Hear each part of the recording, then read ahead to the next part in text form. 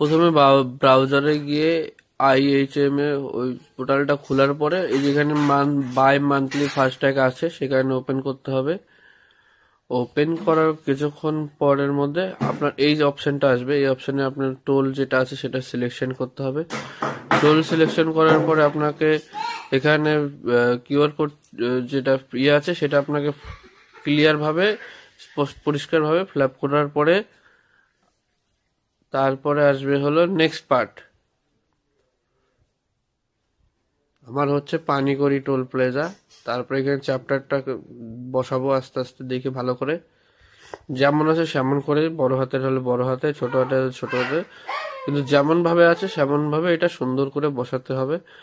বসানোর পর আমাদেরকে সাবমিট করতে হবে।